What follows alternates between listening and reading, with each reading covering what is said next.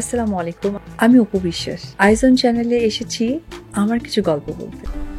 যাহারে স্বপ্ন দেখেছে ইয়াং একটা ছেলে, এক বাপের এক ছেলে, বাংলাদেশের top of the one superstar, single একটা মানুষ, পরে করে দেখে সিঙ্গেল তো সিঙ্গেল না, গার্লফ্রেন্ড না বিবাহিত বউ, উল্টো 6 মাসের বাচ্চা।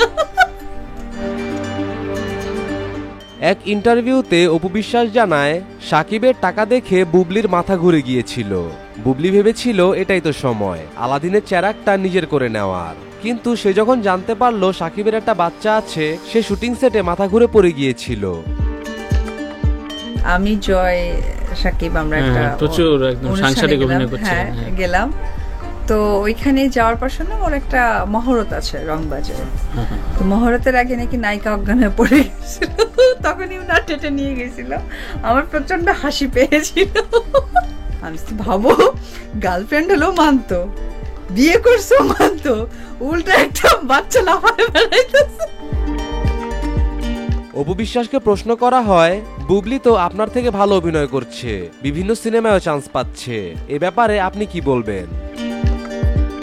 বুবলি আমার কোনো কোয়ালিটিতেই আসে না, এটা বিশেষ ম্যাটেরিয়ালের সাথে যায়। আজকে বুবলির লাইফে 8টা মুভি হয়েছে, 8টার মধ্যে ধরেন বসগিরি কাট সিনেমা ছিল, তারপরে হচ্ছে অহংকার কাট সিনেমা ছিল, লাস্ট যে সিনেমাটা করলো মনের মতো মানুষ পাইলাম, ওটা হিরোইনটাকে।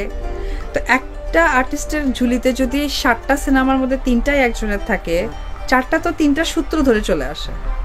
তো ও আমার কোয়ালিটি তৈরি করতে অনেক দিন সময় লাগবে। আমি ঘরে রান্না করেছি, বাইরেও ক্যামেরা অ্যাকশন দিয়েছি, আবার বাচ্চাও নিয়েছি, প্রকাশও করেছি। তো আমার স্টেজ, আমার হাইট, আমার কোয়ালিটিতে আসতে তার মনে করেন নাকের জল, চোখের জল, পানি, সেও বিশাল ব্যাপার করতে হবে। সো আমি তাকে আমার পজিশনই মনে করি না।